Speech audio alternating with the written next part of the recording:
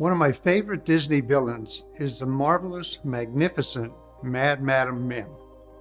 Now, Mim appears in the Disney movie The Sword and the Stone, and what makes her so diabolical is that she can morph and change into any character she wishes to, however big and however small.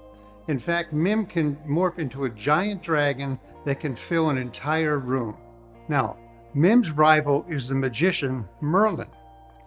Merlin is very wise and very capable of defeating all of his enemies, but he really struggles with Mad Madam Mim.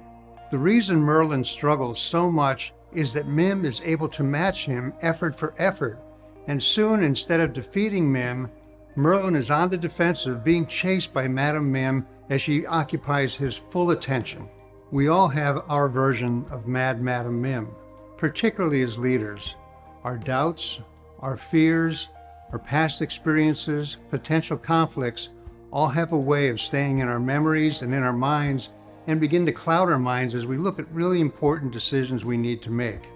Pretty soon, those people and those voices begin to live rent-free in our heads. So the question for you is, who's living rent-free in your head? The more we focus on them sometimes, the bigger they get. The more they begin to cloud our decision-making, and those voices begin to occupy more and more of our attention, and we become more passive, more reactive as leaders. The challenge with those folks living rent-free in my head is that they don't even know it. They're there, I'm holding them there, and I'm the person who's thinking about them. They may not even be aware of it.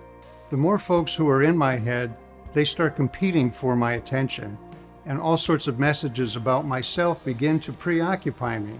Some of those messages aren't that helpful, and again, I end up in that reactive, passive posture, trying to please others or working in fear. Never a good place from which to make decisions. With so much noise happening in my head and so many opinions that I'm considering, it's time for me to clear my head and really take important steps as a leader.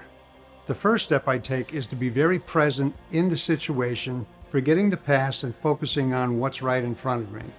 The second step is to be very aware of myself, my environment, and to consider those few factors that are going to help me make that decision.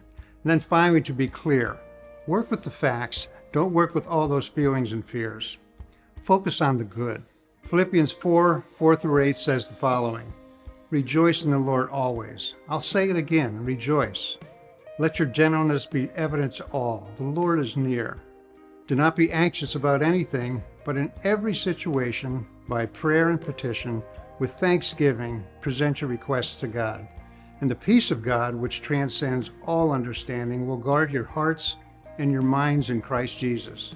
Finally, brothers and sisters, whatever is true, whatever is noble, whatever is right, whatever is pure, whatever is lovely, whatever is admirable, if anything is excellent or praiseworthy, think about such things. It's time to level the playing field. Part of leveling that playing field is to understand the position I'm in and to put other people in their place. Remember, as a leader, you've been called and gifted to lead. People are counting on you, and you serve them best and you care for them best when you're a leader. Part of being a leader is to love those that we're serving, and remember, perfect love casts out all fear. Focus on the prize in front of you and not the obstacles, and most importantly, own your decisions. We don't blame out, we don't blame up, we own our decisions as leaders. Back to our friend Merlin. When Merlin's in the heat of battle with Mim, he begins to notice something very important. The less he thinks about her and the more he thinks about the situation in front of him and the people who need him, the smaller Mim gets. Merlin begins to practice being more focused on the present and those around him and less focused on Mim. And as he does so, she gets smaller, smaller, smaller, until finally, poof. Here's our challenge as leaders.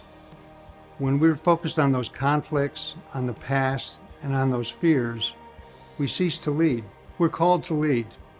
The people we lead have their own needs, their own fears, their own conflicts. As we begin to see them as human beings who need our leadership, we'll be able to care for them, love them, and best of all, lead them well. Thanks for watching.